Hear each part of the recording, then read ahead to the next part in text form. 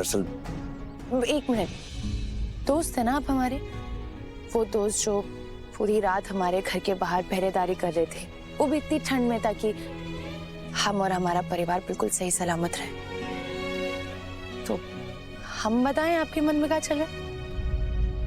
अब जब आप इतनी दोस्ती निभा रहे हैं तो हम भी देखते हैं हम कितने पानी में, हम अपने दोस्त को कितने अच्छे तरीके से जानते हैं। तो आप हमें कुछ बताने आए हैं या कुछ पूछने आए हैं हमसे कि आप दाढ़ी के बिना कैसे लगेंगे?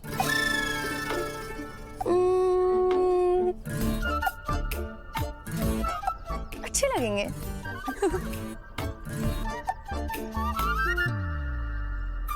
अच्छा, तो टिफिन सर्विस हमारे ढाबे पे? देखिए, हम पहले भी बता चुके हैं, हमारे ढाबे पे टिफिन सर्विस नहीं मिलती है। आइए, खाइए और जाइए। और आप तो नंबर 1 कस्टमर है, डिस्काउंट भी दे देंगे हम आपको, लेकिन टिफिन सर्विस नहीं मिल सकती है।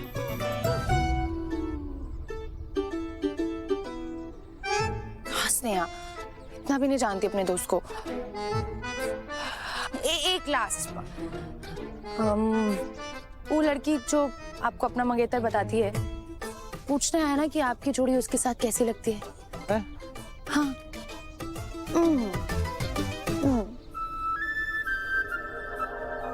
ये था। नहीं सर, हमारा लड़के तो पिछले महीने फुटबॉल मैच भी जीत के आए हैं, जो तुम्हारे बस का नहीं है। जाओ जाकर यही करो जो तुम्हारे बस का है। जाओ घर जाके माँ के साथ कुकिंग में हाथ बटाओ, जाके सिलाई कढ़ाई सीखो तुम। आपकी प्रॉब्लम ये है कि आपको ये लगता है हम लड़कियां किसी काबिल नहीं है। आप ही थे ना जो पिछले हफ्ते जेंडर इक्वालिटी पे भाषण दे रहे थे। हमारे पेरेंट्स हमें प्रोत्साहित करते हैं, पर आप जैसों की वजह से ना हम लड़कियां पीछे रह जाती हैं। वैसे भी लड़कियों का गेम आजकल देखता ही कौन है। देखेंगे तब ना, जब हमें खेलने का मौका दिया जाएगा। तुम जैसे लड़कों को तो वैसे भी हमेशा यही डर रहता है कि लड़कियों ने गेम खेलना स्टार्ट किया तो तुम्हारा गेम कौन देखेगा। क्या हो रहा है? क्या हो रहा है? सर, एक तो मैच में कॉलेज का नाम कटवा के आई हैं और ऊपर से जिम्मेदार मुझे ठहरा रही हैं। सर, इन रूड लड़कियों को मैं गेम नहीं सिखाऊंगा जिन्हें टीचर का रिस्पेक्ट करना नहीं आता। सर, हमने कोई डिसरिस्पेक्ट नहीं किया। आप सर के लिए अपॉलॉजी लेटर लिखिए और उसके बाद मेरे कैबिन में आइए। सर, हमारी कोई गलती नहीं। हम इनफ, जितना बोला उतना कीजिए, नो आर्ग्यूमेंट्स। काफी अच्छा लगा और आई एम श्योर आप भी अच्छी लगेंगी। साना जी, मैं सोच रहा था कि पहले माँ को आपसे मिलवाऊं, अकेले में। अकेले? आप सिर्फ 2 मिनट के लिए। अगर माँ मान गई ना तो वो पापा को भी मना लेंगी।